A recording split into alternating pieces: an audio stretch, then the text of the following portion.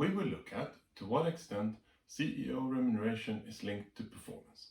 Much have been written about that topic. Close to every single remuneration policy mention executive pay shall be aligned to sustainable performance.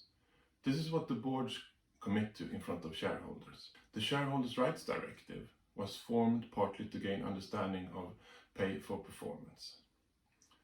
Many institutional investors want to see evidence of pay for performance. Several corporate governance codes require evaluation of incentive programs in this respect. This is what the public debate on executive comp often is about. And yet, there has been no standard solution for HR to evaluate pay and performance. Pay levels are easy to define, but how do we define performance for the CEO and group management team members? What does good look like? Most companies have chosen that their incentive plans base payouts on profit, cash flow, return measures, and similar. So that have to be relevant. Company financial performance. Not just the absolute numbers or compared to any company, but financial performance compared to peers and competitors that you select yourself freely. That's why we have combined these two for you. Incentive payouts and development of standard financial KPIs. I dare to say this is the first time HR professionals can easily online benchmark these two in combination.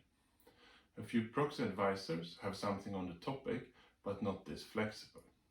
So, is there a relation between incentive payouts and financial performance? Look at these examples from the bulb databases. What you have here is CEO, LTIs vested as percent of salary, and the average 3-year financial performance, the average of cash flow, earnings per share, operating income, and revenue. And here you have the largest companies in Sweden. You can see that the higher financial performance, the higher vested LTI.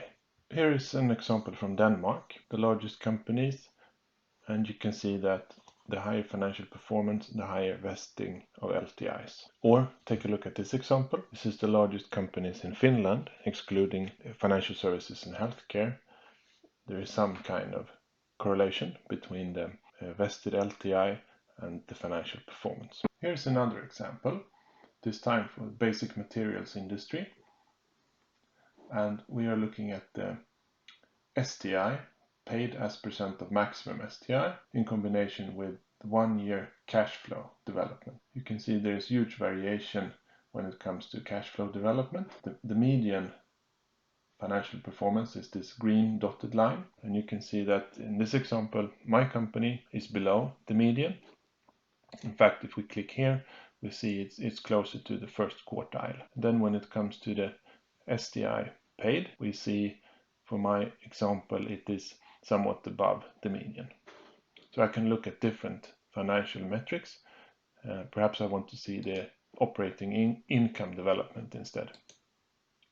And here is less variation, and my company is very close to the median financial performance. I feel I must end with a disclaimer. This is not a research project. I am not working on my PhD. I don't claim these graphs prove anything statistically. But what are your options? This is the best you can get at the moment to benchmark pay and financial performance.